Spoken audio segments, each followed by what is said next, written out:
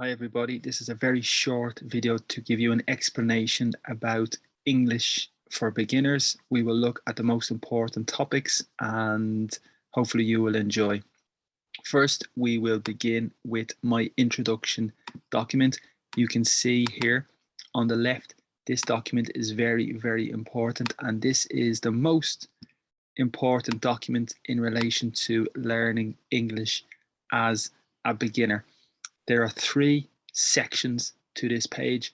The first section is called Use of English. The second section is in relation to the tenses and in relation to the times in English. And the third section is grammar topics in general. So this page is the most important page when you are studying English as a beginner, as intermediate, or as advanced.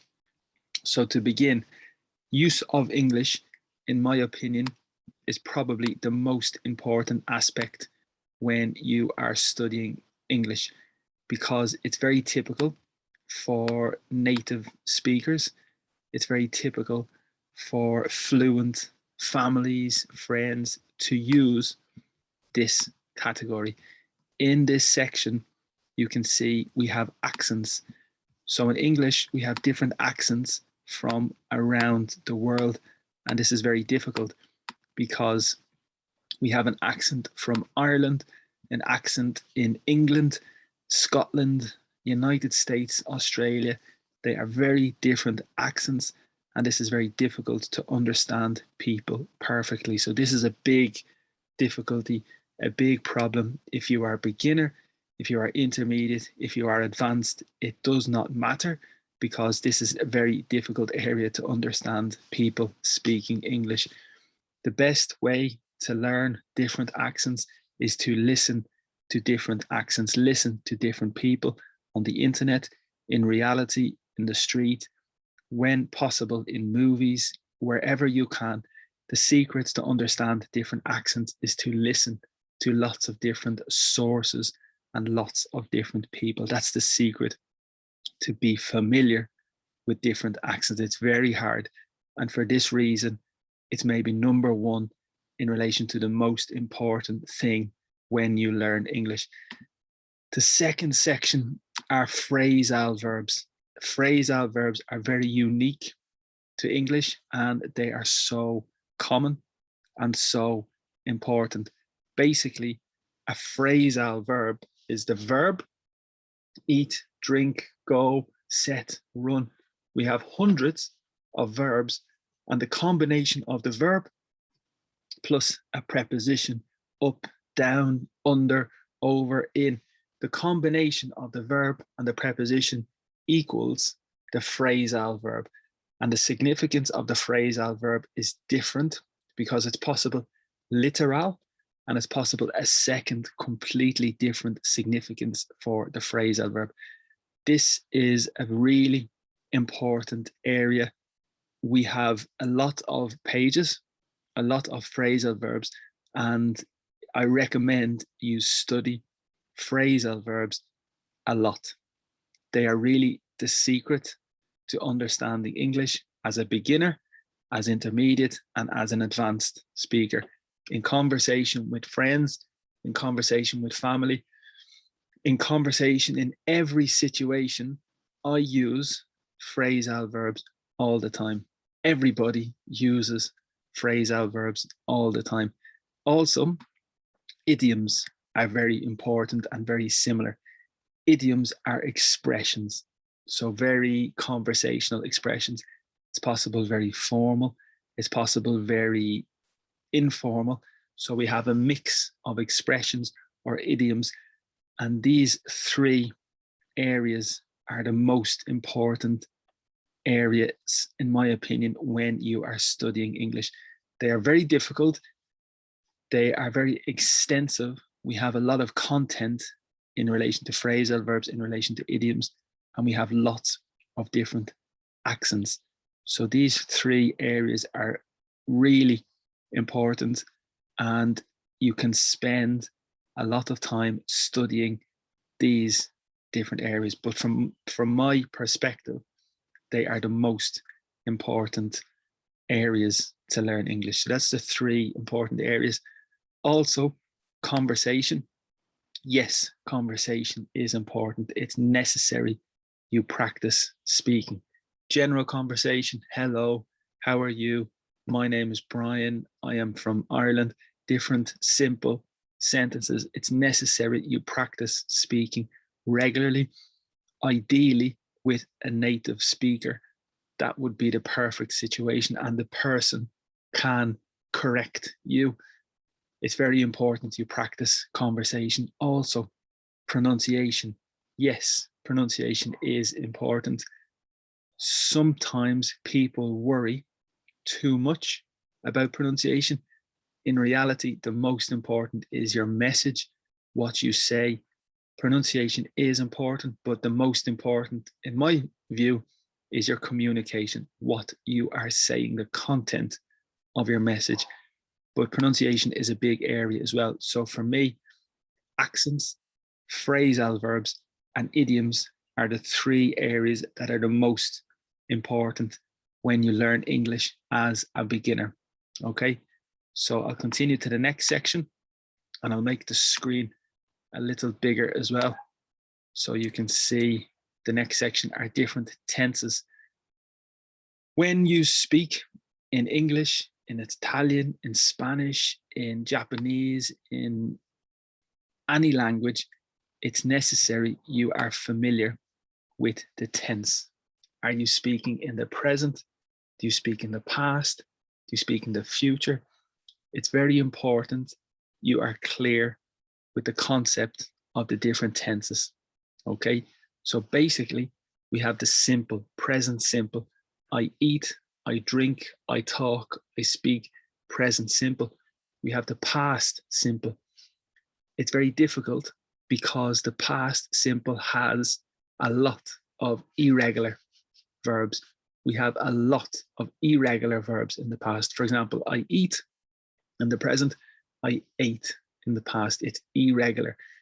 It's possible to create the regular in the past. For example, I ask, and the past I asked, ed.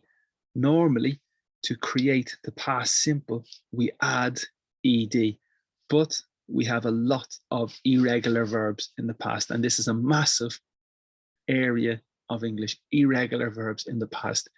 And you can see on the screen, you can see the past here. So you have the simple past. Remember, you have the present simple, past simple, future simple. Okay, so present, I like, past, I went, and the future of the verb to see, I will see. So that's the future simple, past simple, present simple. To create the future, normally it's will. I will go, I will eat, I will talk. That's normal. It's very consistent. It's very usual. It's very regular. But the past is very irregular. Okay, so the verb to go is irregular. I went. That's very important concept. Simple, present simple, past simple, future simple. Remember, past simple, a lot of irregular verbs.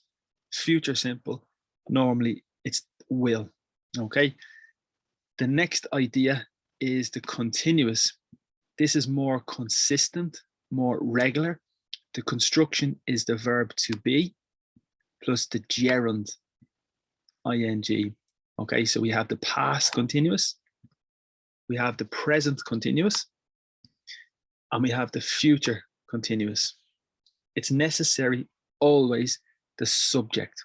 I, you, he, masculine, she, feminine, we, you, plural, and they. So that's necessary, always the subject in English.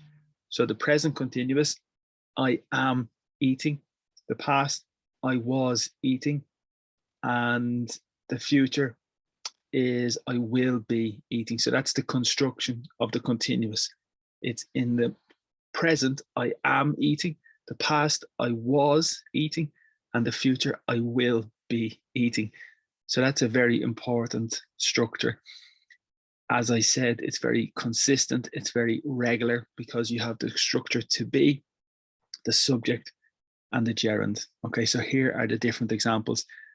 I was talking. It's a continuous action in the past. I was talking. The present, I am talking, or here we are watching. And the future, they will be shopping. So that's the continuous and the simple. Okay, the next idea is the perfect. Here you can see the perfect. The perfect is a bit more advanced. So you have the simple, present, simple past, simple future, present continuous, past continuous, future continuous. The perfect, the most typical tenses is the present perfect and the past perfect. They're the most typical. So the present perfect, it's finished. The action is finished, but it's related to the present. It's very closely connected to the present. This is the present perfect. And the structure is the subject, the extra auxiliary verb to have, plus the participle of the verb, or the third column. Okay, so for example, I have eaten. The verb to eat, ate, eaten. That's the participle. We insert participle into the structure. Subject, I, extra auxiliary verb have, I have eaten. So this is the present perfect. It's finished, but the consequences are related to now, because at the moment I am not hungry. I have eaten. This is one example of the present perfect. Yes, it's a little more advanced compared to the simple and the continuous.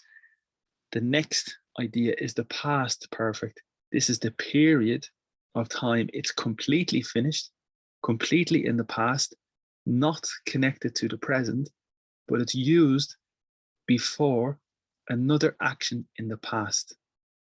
Okay, so it's the past perfect is used before another action in the past. I had eaten my breakfast when my friend contacted me. Okay, and here you can see the example. The past perfect, I had been. So I had been to Italy before I went to Spain. So it's a period before another action in the past. And that's the essence, that's the concept of the past perfect. The present perfect, you can see here. I have eaten. And this is the same example I gave you. I have eaten my breakfast. It started in the past. It's complete. It's finished. But the consequences are related to the present, because at this moment, I am not hungry because I have just eaten. That's the idea of the present perfect, of the past perfect. It is possible the future perfect. It's possible the future perfect continuous. For example, I will have eaten my breakfast before I go to the cinema. I will be, so that's a bit more advanced. But the general concept of the perfect is really important in English. So we have the simple, present simple, past simple, future simple, the continuous, present continuous, past continuous, future continuous, the perfect, the present perfect, and the past perfect. They are the basics, they are the base, and they are the foundation for English. Everything after this is centered on that structure of tenses. Okay. The next idea is the infinitive. The infinitive concept is very important in English. Basically, it's the base of the verb. The verb to eat. This is the infinitive to eat, to go, to have, to drink. This is the infinitive. This is very important because after an adjective, after a particular word, it's necessary, the infinitive. Okay. For example, adjective, disappointed. I am disappointed. Normally, after disappointed, we have the infinitive. Disappointed to have, disappointed to know, disappointed to hear. Similar with decided, the verb decided. Okay. I decided to go.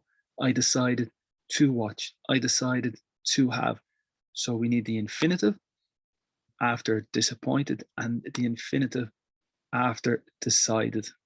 Okay, just a very important grammatical term that's necessary to understand. So that's the simple, the continuous, the perfect, and the infinitive.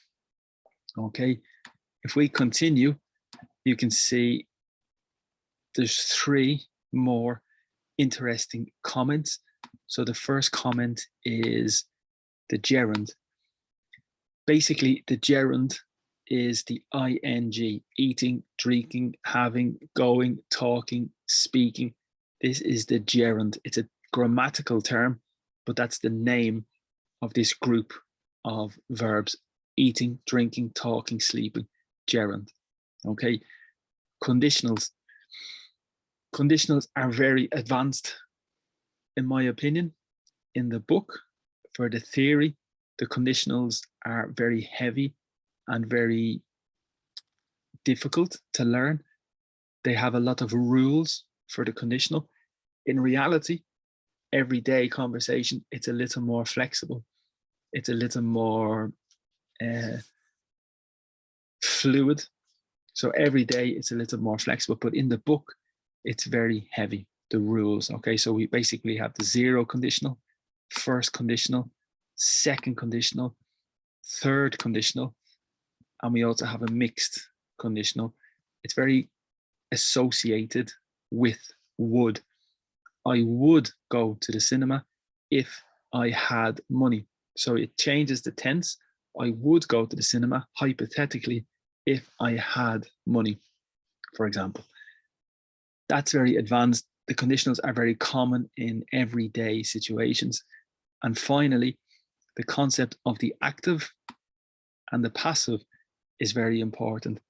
The active is the general structure: subject, verb, object. I drink the water. That's the active. It's the normal general structure. But in English, it's possible to change the position. I drink the water, subject, verb, drink, water is the object. To create the passive, we change the position. The water, it's necessary to introduce an extra verb, to be. Okay, the water is participle, the third column of the first verb, drink, drunk by me. That idea is called the active and the passive. Yes, it's basic. Yes, it's a big part of English.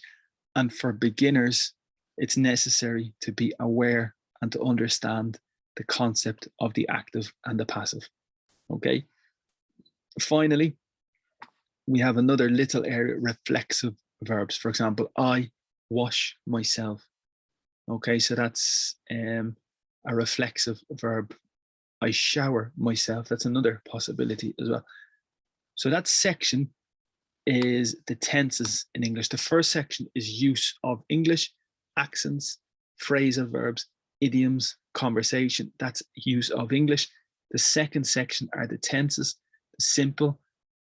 the simple, remember, present simple, past simple, future simple, the continuous, present continuous, past continuous, future continuous, the perfect, present perfect, past perfect, and finally the infinitive, conditionals, active and passive. That's the second section.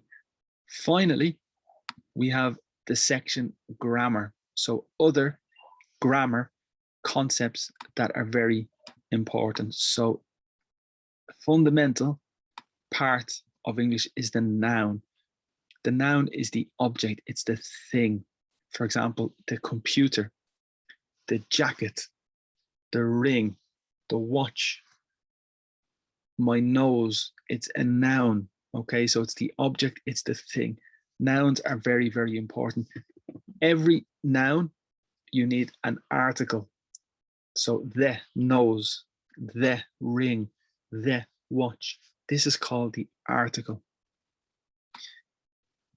And we have 2 articles. We have the indefinite article and we have the definite article. Indefinite is general. A house, a watch in general, a ring. It's indefinite. But if it's specific and definite, we say the watch, their ring, their watch, their nose. If it's specific, this is called the article. There is one rule. If the noun begins with a vowel, a, e, I, o, u, it's necessary the article is an. An apple.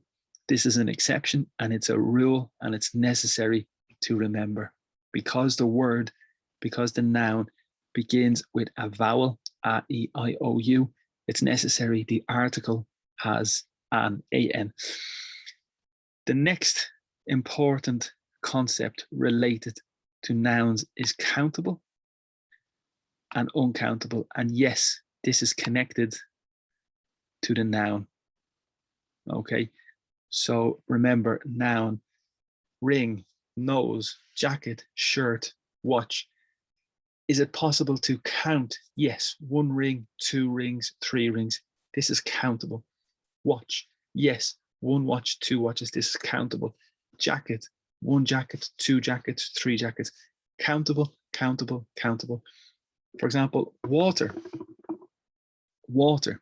Is it possible to count water? 1 water, 2 water. Not exactly. No, it's not possible to count water. You can count a bottle, 1 bottle, 2 bottles. You can count a glass, 1 glass of water, 2 glasses of water. But water, it's not possible to count. Money. Is it possible to count money? 1 money, 2, no. It's possible to count euro. It's possible to count dollar, but it's not possible to count money. So money, water, air, these are uncountable nouns. Okay, and you can see some examples here. Pens, computers, doors, cups, rings, watches, countable. 1 pen, it's possible to count. Uncountable, chocolate, money, water, people. Okay, so this distinction is key. This distinction is very important. It's very important in relation to how much and how many. How much is related to uncountable. How much water, how much time, how much energy.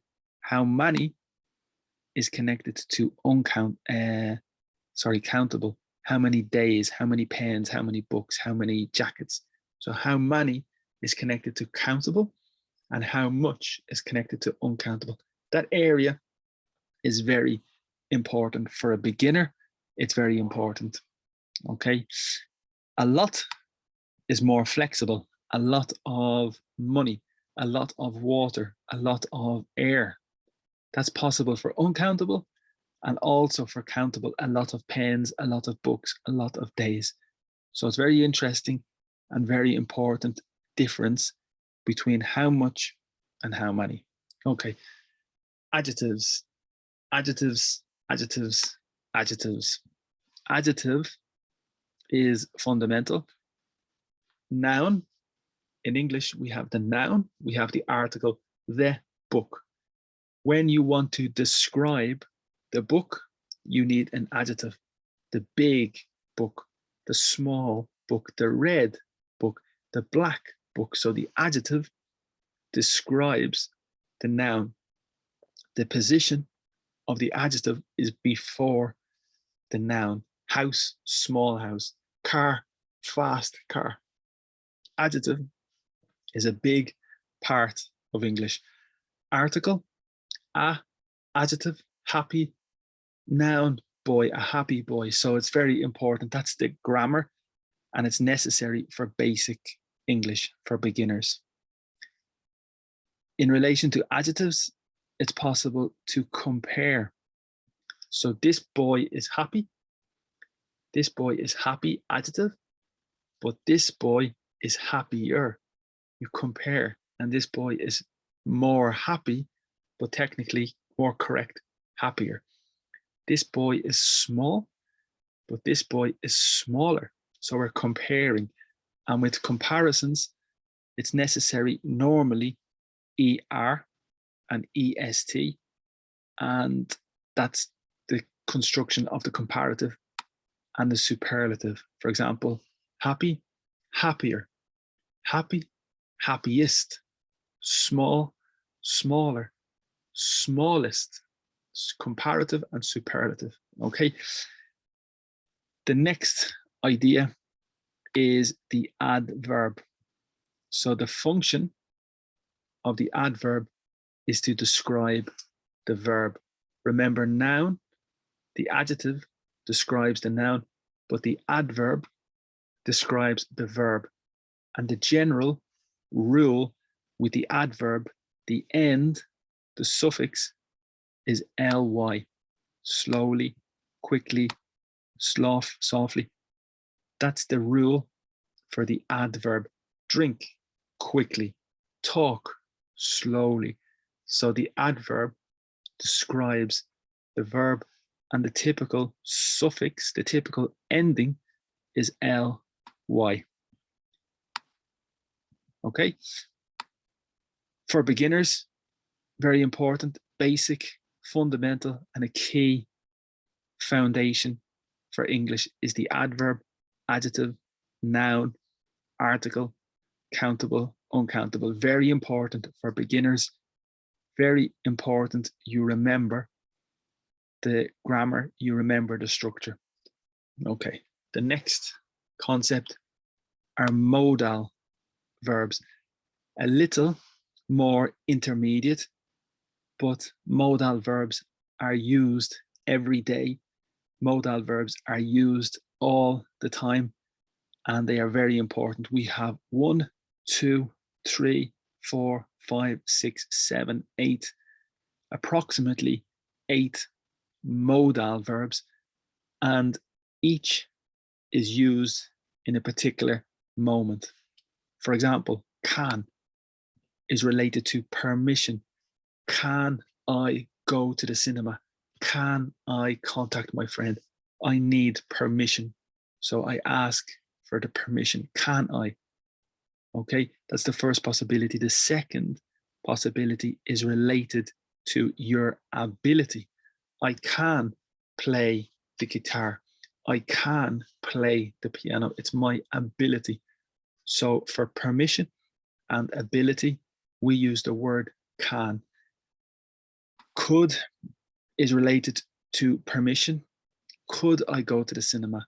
Could I contact my friend? Permission, but also possibility. I could go to the city centre. It's a possibility. It's an option. I could speak with my friend. It's a possibility. It's an option. So could, may, and might are very, very similar. The three have almost the same significance. The only difference is more formal, more polite. Okay, so may, might, probably a little more polite. Okay, shall is the same as will. It's more formal. Shall we go to the restaurant? Shall we watch the movie? Will we watch the movie? A more formal, a more informal situation. Sorry, for formal situations. Should is for recommendation and advice. The situation when you recommend something, it's necessary to use should. You should watch this movie. You should contact your friend. You should brush your teeth. It's recommendation, also advice. You should contact your friend. It's my advice to you. It's my recommendation to you. Should is the modal verb, and it's very important. It has the same significance as ought to. Ought to is a little more formal. The pronunciation is difficult because the G is silent. So the G, you do not hear ought to. Ought to has the same significance as should. So the situation for recommendation and advice, you should contact your friend. You should watch the television. You ought to contact your friend. You ought to watch the television. Very important, very good, very high importance to learn. modal verbs.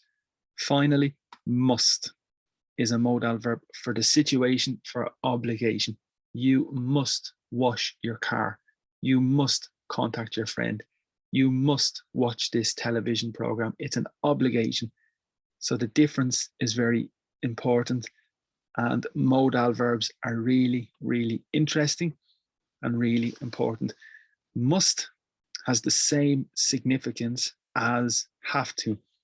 You have to clean your room. You must clean your room. It's the same for obligation and when you have no choice. Okay.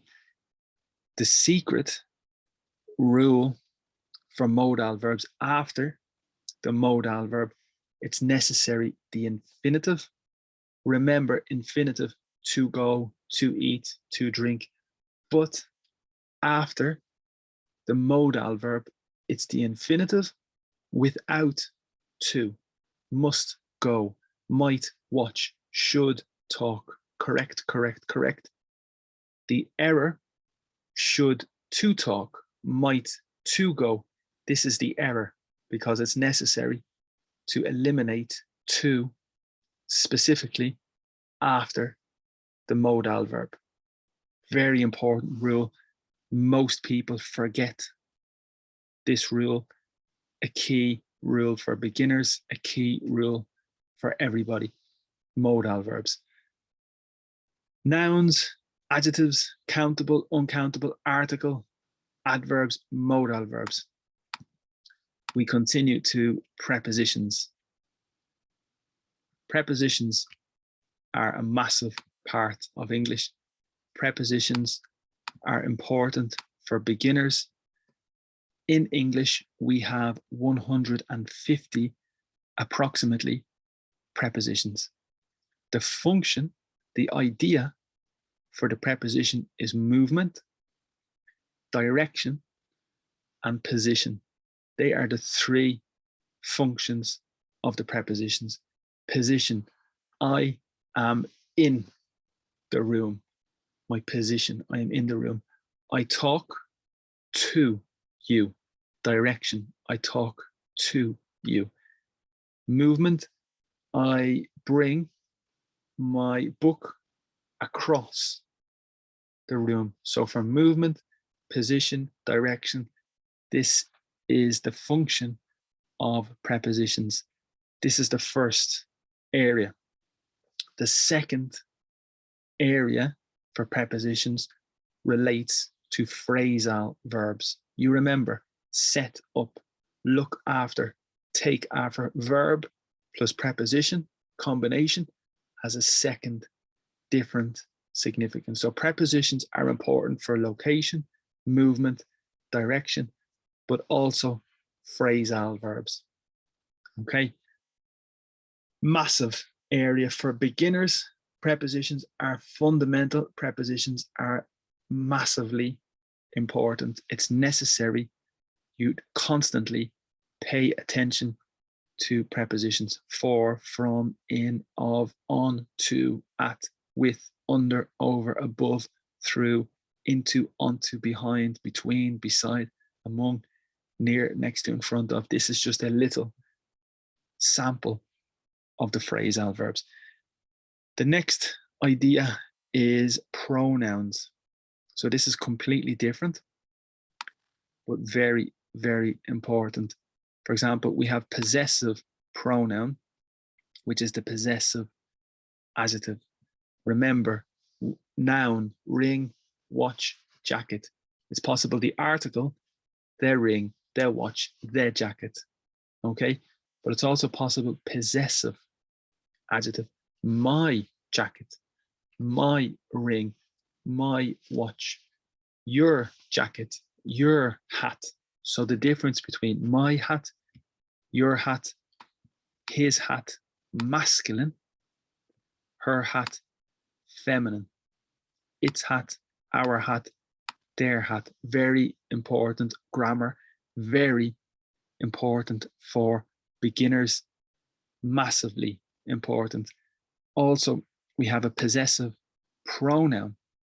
For example, the jacket, article, noun, the jacket. Verb is, the jacket is mine. The jacket is yours. The jacket is his. The jacket is hers. The jacket is ours. So mine, yours, his, hers, ours, yours, theirs. Really important for beginners, for everybody. Personal object. So give the jacket to me, give the jacket to you, give the jacket to him, masculine, give the jacket to her, feminine. Really important. Next, we have relative pronoun. Who is that man? Who is going to the shop? Who is speaking to you? Who, relative pronoun. Whom is more advanced, and it's the difference between the object and the subject. For example, I give the jacket to you. That's the object. And then the substitution is, to whom do I give the jacket? Complicated, more advanced, important, interesting. Whose is related to the question for possession. Whose jacket is this? This is my jacket, but whose jacket is this? The possession, okay? Which and that. Finally, demonstratives. Very interesting area, very important, very small. The difference between this, that, these, those, before the noun. This jacket, that jacket, these jackets, those jackets. Depends if it's singular, and it depends on the location. If it's singular and it's here, this. If it's singular and it's away, that. If it's plural and it's here, these. If it's plural and it's away, those. Very interesting, very important. Most people make the little error at the beginning. For beginners of English, it's really, really important. Okay, that's a really important area. The next section are called determiners, the difference between another, other, the other, and the others. Basically, another is for noun in the singular. Phone, okay? The phone, but another phone, singular, another phone. Other is for plural, other phones. When you have two, plural, we use other. Another person, singular, another person, other people. Very important, very small difference in the spelling, but in the significance, it's a very big difference.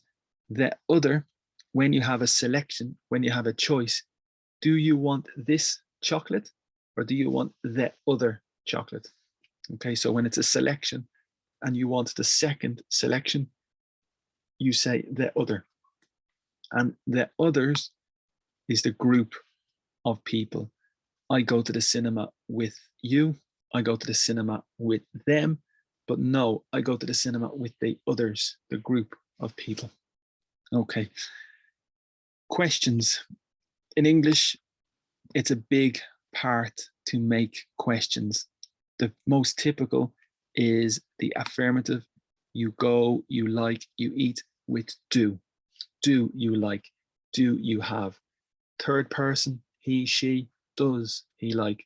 Does she go? That's the first possibility to make the question do. Again, second possibility, affirmative. You eat, you drive, you walk. Question, do you have the ability? Can you contact my friend? Do you have the ability? Can you talk with my sister? Can you eat this chocolate? It's a question. Okay. The third example is the inversion. So this is the present perfect because we have the verb has. The affirmative is she has finished. That's the affirmative to make the question. Has she finished? Okay. And we have other words as well where when, who, why, how. Okay. Another important area in English is the suffix and prefix. So the suffix is the combination at the end of the word. For example, ance, importance, ize, realize, able, incredible or manageable. Well, incredible is different. ly, slowly, softly, happily. Pre-match, pre-concert. Anti-tobacco. Impossible. Unbelievable. Okay. So is negative, impossible, not negative. Is negative, unbelievable, it's not possible. Anti means you are against, anti-tobacco. Pre is before, pre-match, pre-concert.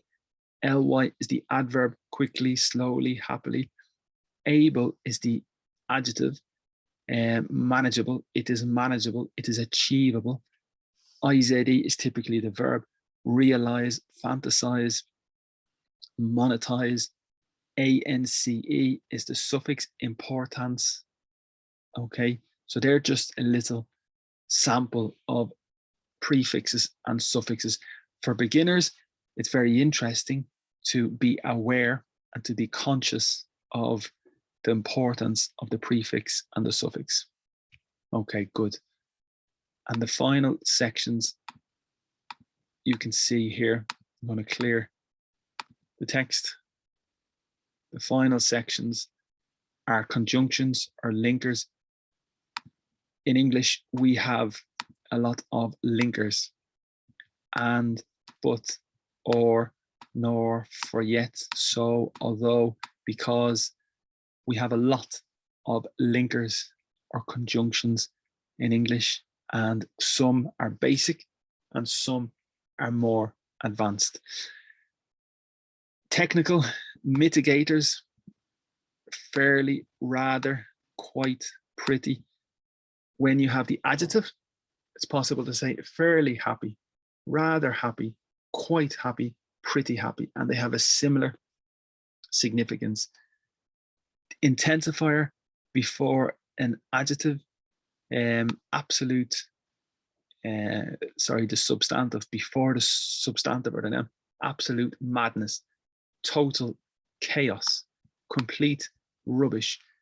Again, it intensifies the noun. So the mitigator maybe increases the adjective, the intensifier increases the noun. Okay. Plural. The most interesting structure for the plural is people. In my experience, in my opinion, people is more typical plural. Irish people are happy. Spanish people, Italian people, Brazilian people are. Yes, it's possible Irish people is, with the concept singular, one single group, but the most typical is plural. Irish people are. Very important because most people make this confusion. So people is generally plural. People are. Okay. And that's it. Writing, beginner, you need to practice your writing. Specific vocabulary, you need to study specific vocabulary to improve your vocabulary for different situations. Exam preparation is important as well. Cambridge exams, IELTS exams. So this is just a little video for beginners to explain everything. And here on the right, you can see the social media channels. So if you want to connect on social media, the Facebook page is One Ad Migliore, Instagram, Ad Migliore Ingles, WhatsApp, LinkedIn, YouTube, and TikTok. Okay, so these are the channels that we have for social media. And I think that is everything. So thank you for the class. Thank you for watching the video. If you have an opinion, put your opinion in the comment section. If you have a question, ask a question. And thank you so much. Everything is free. Oh, excuse me. Everything is free. And if you want to leave a little support or a little donation, it's possible. You can make a small donation or a small tip, and this is the information by Bizum, Revolut, or the bank transfer. If you want to make a small donation for this video, it is very possible, and thank you for your help. Thank you for your support. And that is the information if you want.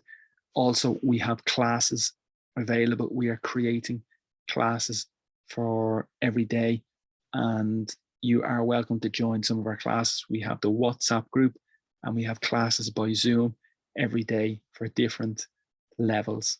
Okay, so hopefully this video helps, and specifically dedicated to beginners. And thank you so much for watching, and I hope that you have a very good day, and talk to you soon. Thank you, and bye-bye.